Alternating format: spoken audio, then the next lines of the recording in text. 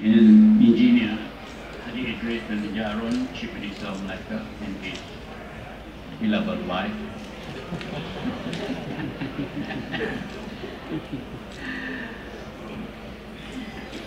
Yang Bahagia Datuk Seri Azizan Ahmad, Secretary General, Ministry of Natural Resources and Environment, Malaysia. Bahagia Datuk Seri Zaini Ujang, Ministry of Energy, Green Technology and Water. His Excellency Datuk Jamal Hassan, Ambassador of Malaysia to Morocco. Datuk Seri Dr. Azimuddin Bahari, Deputy Secretary General, Environment, Ministry of Natural Resources, Environment, Malaysia. Distinguished guests, ladies and gentlemen.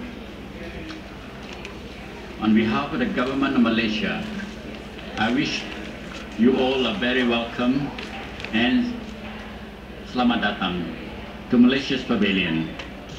I'm delighted to inform you that this is the inaugural establishment of Malaysia's Pavilion at the United Nations Framework Convention for Climate Change. And we are really honored by your presence and support.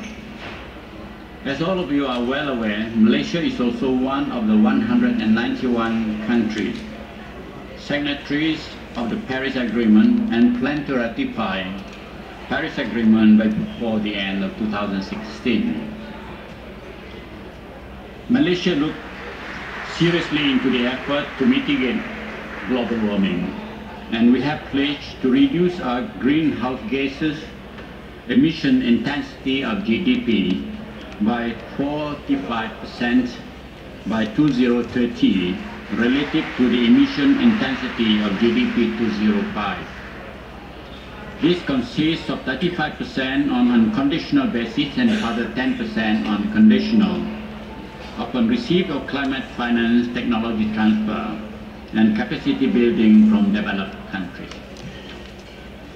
Energy, industrial process, agriculture, land use change, in forestry, and waste are among the sectors under the scope and coverage of our reduction commitment.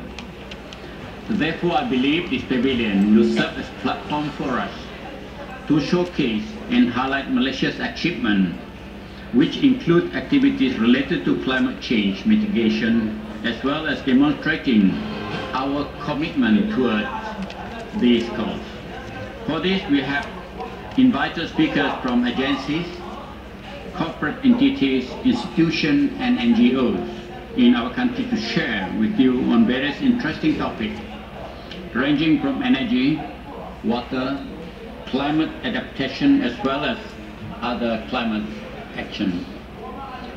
Ladies and gentlemen, Malaysia's biological diversity among the richest in the world, and is recognized as one of the 12 mega diverse countries.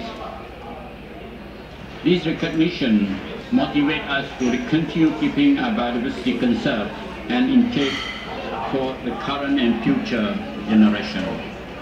As we march forward to become the high-income nation targeted to be 2020, we continue to face numerous challenges that include the threat to our biodiversity. Our economic growth that is so crucial for our well-being also places pressures on our flora and fauna. However, while focusing on economic growth and development, we are cognizant that the equal emphasis on the conservation of natural resources as well as providing adequate attention to social and environmental aspects are just as important. Therefore, this aspect enshrined in National Forest Policy 1978, revised in 1992, which was launched by the Right Honourable Prime Minister of Malaysia early this year. Apart from that, it has always been articulated in the new economic model, or NEM, of Malaysia, that biodiversity is recognized as a new source of wealth creation.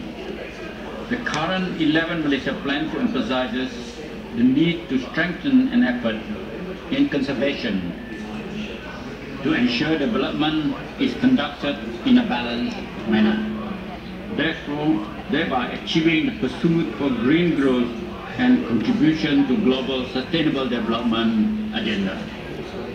Ladies and gentlemen, the government of Malaysia recognizes that forests play an important role in maintenance of climate and environmental stability, conservation of the invaluable biodiversity, and the supply of clean water resources in line with effort toward achieving global objectives on forest as well as Millennium Development Goals to ensure environmental sustainability.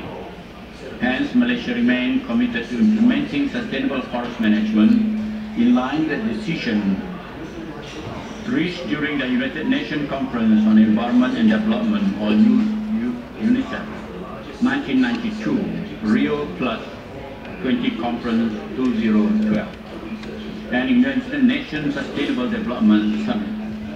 I'm glad to inform you that today we are organizing the REJD Red Plus mechanism in Malaysia, Southeast Asia and West Africa.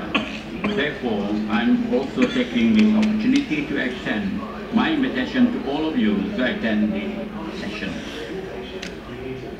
Ladies and gentlemen, before I conclude, I would like to once again thank you for your participation and support in this event. I would also like to record my appreciation to the organizing committee that has been working relentlessly to ensure the realization of Malaysia's inaugural pavilion. In that note, ladies and gentlemen, I take a great pleasure to formally launch Malaysia Pavilion at the UNFCC COP22. Thank you. On that note, we have come to the end of the launching ceremony of the Malaysia Pavilion. We would like to thank all the distinguished guests for being here with us this morning.